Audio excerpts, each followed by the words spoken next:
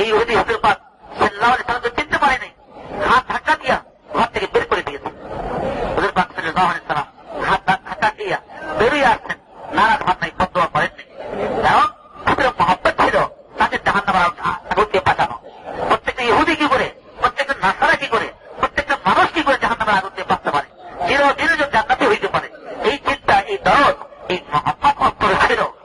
আমাদের তাবলীগের মেহনত এই জন্যই আমারও আপনার অন্তরের মধ্যে ওই হুজুরওয়ালা দরদ পয়দা হয়, হুজুরওয়ালা মহব্বত পয়দা হয়, যাতে করে আমি মহব্বতের কারণে মৌত পর্যন্ত মানুষের ঘরে ঘরে যেতে পারি, মানুষকে নামাজি বানাইতে পারি, প্রতিবেশীকে নামাজি বানাইতে পারি। আমার এলাকার কেউ বেনামাজি না থাকে, যেমন আমার এলাকার কেউ আপনার নাফরমানি না করে, প্রত্যেকটা মানুষ যেন আপনার হুকুমকে পুরা করে চিরদিনের জন্য জান্নাতি হয়ে যায়। দোস্ত বুঝে হুজুর পাক সাল্লাল্লাহু আলাইহি ওয়াসাল্লাম সকালবেলা ওই হুজুরের ঘরে গিয়া হাত ধাক্কা দিয়া ফিরে আসছেন, রাত ঘন্টায় বদদোয়া করেন নাই।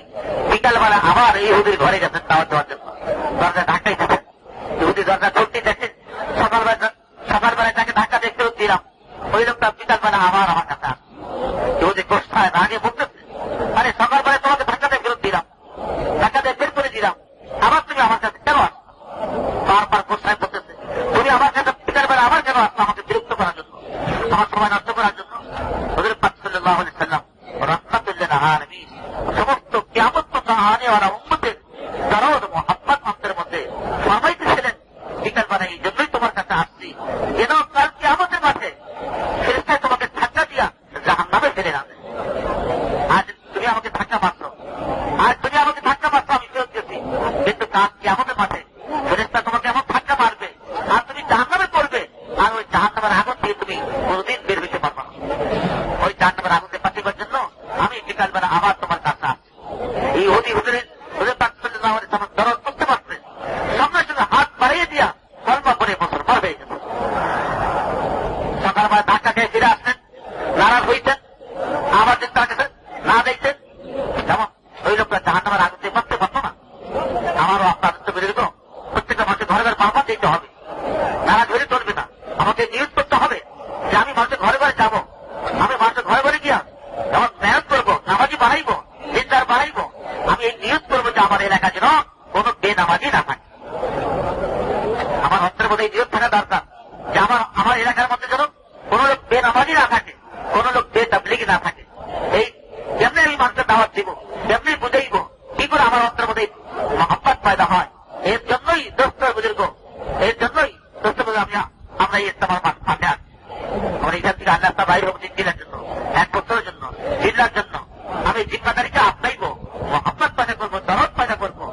একটা ইহুদির মহব্বত ছিল, দেখ করছেন এখানে ইয়া রাসূলুল্লাহ, আমার স্বামী জাফরের খবর হুজুর পাক সাল্লাল্লাহু আলাইহি ওয়াসাল্লাম জাফর রাদিয়াল্লাহু তাআলা বিবিকে সান্ত্বনা দিয়েছেন, এই জাফরের বিবিকে সবর করো, কাল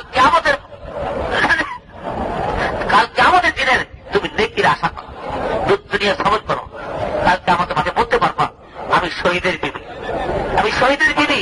এই কথার উপরে দোস্ত বুজুর্গ, যেমন একজন মেয়ে লোক সবর করছে 3টা ছেলে নিয়ে, 3 ভাইয়ের মধ্যে জাফর রাদিয়াল্লাহু তাআলা 3 ছেলে, 3জনের মধ্যে একজন হলো আব্দুল্লাহ রাদিয়াল্লাহু তাআলা ফরমান হাদিসের মধ্যে যে আমরা যখন হুজুরের দরবারে আসতাম, আমার 3 ভাই যখন হুজুরের দরবারে আসতাম, আর ওই সময় হুজুর পাক সাল্লাল্লাহু আলাইহি ওয়াসাল্লামের 2 নাতি হাসান হুসাইন রাদিয়াল্লাহু তাআলা আনহুমা হুজুরের দরবারে থাকতেন, খেলাধুলা করতেন, হুজুরের দরবারে আসতেন। তো আমরা ওই সময় হুজুরের দরবারে যাইতাম খেলাধুলা করার জন্য। তাও যখন হুজুরের দরবারে যাইতাম আর হুজুরের 2 নাতিও আসতো, হাসান হুসাইন রাদিয়াল্লাহু তাআলা আনহুমা, হুজুর পাক সাল্লাল্লাহু আলাইহি ওয়াসাল্লাম 2 নাতিকে কোলে না নিয়ে আমাদের 3 ভাইকে হুজুর কোলে দিতেন, মুখে দিতেন, জমা দিতেন, আদর করতেন। এই জন্যই আমার 3 ভাইকে 2 নাতির চেয়ে বেশি মহব্বত করতেন যে আমাদের বাপ আল্লাহ রাস্তায় শহীদ হয়ে গেছে।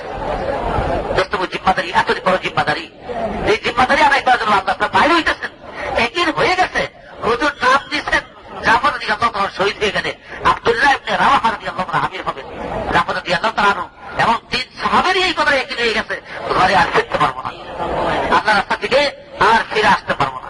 আরে আল্লাহ রাস্তা মওত হোক, এইটা আমার সৌভাগ্য, এটা আমার দুর্ভাগ্য। এই জন্য এক সাহাবীকে দোস্ত বুজুর্গ, এক জালেমে বর্ষা মারছে, এক জালেম বাচ্চা মুখের মধ্যে বর্ষা মারছে, আর বর্ষাটা কলিজা পর্যন্ত পৌঁছে গেছে, মুখ থেকে ঝরঝর করে রক্ত ঝরতে দেখা এখন ফরমাইতেছেন ফুস্তু ওয়া রাব্বিল কাবা, ওই কাবার রবের কসম আমি কামিয়াব হয়ে গেছি।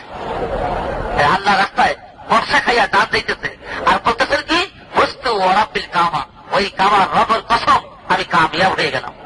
আল্লাহ রাস্তায় কামি মৌত, আল্লাহ রাস্তায় বাইর হওয়া এক কামিয়াবি, আল্লাহ রাস্তায় জান যাওয়া আরেক কামিয়াবি। এই জন্যই সাহাবী আব্দুল্লাহ ইবনে হুযাফা রাদিয়াল্লাহু তাআলা আনহু যখন জালিম বাদশাটাকে ধরছে আর ধরে বলতেছে তুমি নাসরা ধর্ম ইসলাম ধর্ম ছাড়ো আর নাসরা ধর্ম কবুল করো, আমি তোমাকে আমার বাদশাহের অর্ধেক দিয়ে দেবো। আব্দুল্লাহ ইবনে হুযাফা রাদিয়াল্লাহু তাআলা ফরমাইতেছেন তুমি আমাকে তোমার একটা ছোট্ট একটা দেশের বাদশাহীর অর্ধেক দিয়ে দিবা, তুমি এই সমস্ত আরব জাহানের বাদশাহী আমাকে দিয়ে দাও, তবু আমি চোখের এক পলকের জন্য আমি ইসলাম ছাড়তে রাজি না।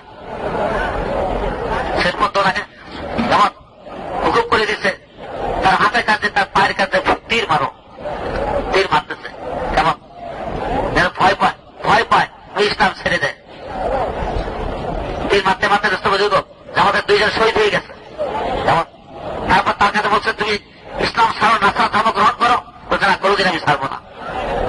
পানি গরম করার হুকুম করছে, পানি গরম হয়ে গেছে, কেমন দুই সাথীকে ছেড়ে দিচ্ছে, দুই সাথী শহীদ হয়ে গেছে।